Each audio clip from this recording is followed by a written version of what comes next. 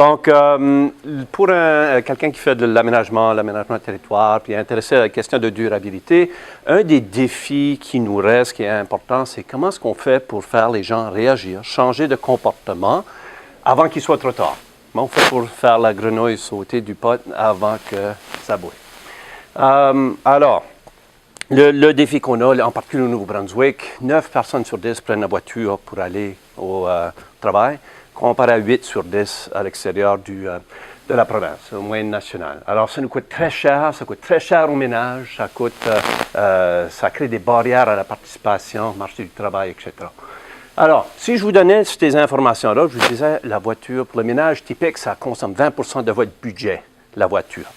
Okay? Puis vous pourriez vivre plus longtemps si vous faisiez du plus de transport actif aussi. Combien vont changer leurs habitudes? Montrez la main vite. Ben, vous serez la minorité. Vous serez la minorité.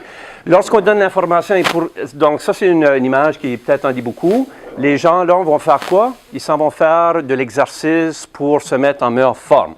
Alors, donnez le choix entre prendre des escaliers et faire plus d'exercice ou prendre le tapis roulant. On prend le tapis roulant. Les gens savent qu'ils doivent faire plus d'exercice.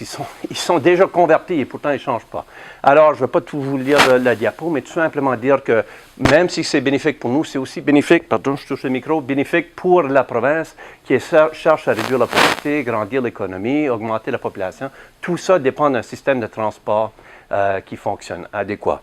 Pourquoi ce problème-là? Pourquoi qu'on ne change pas notre comportement? Ben, on a tendance à croire que les humains sont rationnels. Et c'est en partie vrai. Une partie de nos décisions dépend de pouvoir bien sous-peser les bénéfices, puis les risques ou les coûts, comme on voyait tantôt, mais souvent, on fait des décisions qu'on appelle des snap decisions, des décisions éclairs. Alors, avec cette information-là, oui, si vous disiez, oui, dans 3 ans, quand la voiture sera due à remplacer, peut-être que je prendrai le transport actif. Mais demain matin, vous allez sortir de la maison et vous allez prendre la voiture. OK?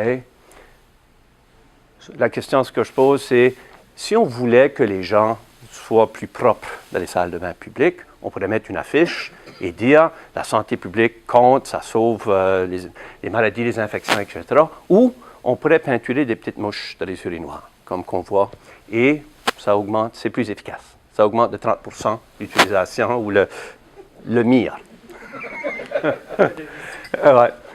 Alors, je viens de finir de rédiger une stratégie de transport durable pour la province, basée sur 5 planches, si vous voulez. Un, c'est on doit moderniser, on doit avoir des systèmes, des modes de transport accessibles, disponibles et abordables. Facile à dire, mais en gros, un des grands problèmes qu'on a dans cette province, c'est qu'on met tout notre argent, ou presque tout notre argent, dans les infrastructures, dans les surfaces. Et on doit faire la transition vers les services. Un autre, c'est la coordination interministérielle. Alors, le ministère de l'Éducation va localiser une école comme Moncton High en banlieue, sans avoir de soucis pour toutes les autres implications que ça peut avoir au niveau de santé, au niveau de... Alors, il n'y a pas de coordination au niveau du gouvernement. Troisième grand défi, j'y vais vite, 20 secondes, c'est pas beaucoup. Troisième grand défi, c'est que la mobilité, les déplacements, c'est un phénomène régional. Et pourtant, au Nouveau-Brunswick, on laisse aux localités, aux municipalités, la responsabilité de planifier le transport et le stationnement. C'est une formule perdante. Alors, en gros, si je peux résumer la stratégie, qu'est-ce qu'on fait à l'heure actuelle au Nouveau-Brunswick? C'est surtout miser sur les services de transport. C'est précaire. On va créer des déplacements péninsule, ici dans la péninsule. On a des transports en commun dans les municipalités. Mais on ne peut pas résoudre des problèmes de transport juste avec des solutions de transport. Alors, c'est pour ça qu'on doit aussi miser sur l'information au public. Oui, on est capable de vérifier là, que l'autobus est rendu par GPS, etc. On peut aller le voir sur notre web. Mais les autorités, c'est très difficile d'obtenir des informations des utilisateurs pour améliorer le service. Alors, qui voyage sait que lorsqu'on est à l'extérieur, c'est très facile de sortir son téléphone. Je suis à Bonn, j'aimerais me déplacer de telle place à telle place. Ça va me dire, prends le train, ensuite change d'autobus. Tu peux payer une fois avec ton appli. C'est très facile. On n'a pas ça au Nouveau-Brunswick. Troisième pilier, si vous voulez, en termes de transport durable, si on est pour avoir une stratégie qui va fonctionner, c'est de modifier le comportement des humains, comme que je vous disais tout à l'heure. Alors, Ça relève du côté de l'économie comportementale, qui est une nouvelle discipline. Une des choses, encore une fois, on peut informer les gens, on peut les culpabiliser, comme j'ai entendu même dans mon bureau l'autre jour. Dis-moi pas que tu prends le drive-thru au Tim Hortons. Sais-tu combien de tonnes de CO2? Ça a été évoqué, oui, ta recherche a été évoquée dans notre... En réalité, si on peinturait les escaliers en piano, les gens seraient plus portés. Je pourrais vous montrer le vidéo. Et enfin, en termes de milieu bâti, c'est là vraiment au Nouveau-Brunswick, ça fait dur. Je donne l'exemple de Moncton High parce que c'est un exemple qui est rendu classique maintenant. On a pris un agrément qui était central d'une ville, on l'a mis en périphérie. Il n'y avait pas de problème de transport avant. Il y en a un maintenant. Renchérir là-dessus. Avant, les jeunes qui voulaient participer à des activités comme des équipes de soccer ou des pièces de théâtre, qui est important lorsqu'on applique pour des bourses, etc. Maintenant, si on n'a pas accès à la voiture, le transport commun de la ville ne dessert pas cette région-là. Alors, ça crée des problèmes de transport qui n'existaient pas avant.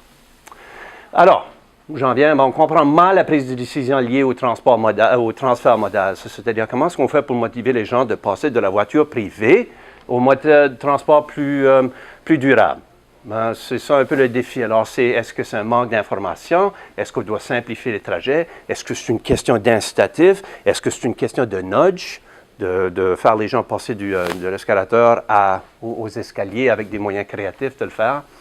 Et là où j'en suis dans la recherche, on vient de finir la stratégie provinciale, on doit la mettre en œuvre, alors je collabore avec la province, mais je suis aussi en mode de recrutement, parce que je veux postuler au niveau d'une demande de subvention, demande de partenariat. Là, je suis en excès de temps, je reconnais.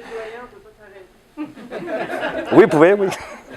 En tout cas, donc s'il y a des gens qui s'intéressent à ce genre de questions-là, c'est multifacetté, c'est des questions de psychologie, de comportement, c'est des questions économiques, c'est des questions de développement d'appli, etc. Alors, si les questions vous interpellent, on peut s'en parler avec une autre bière. Merci.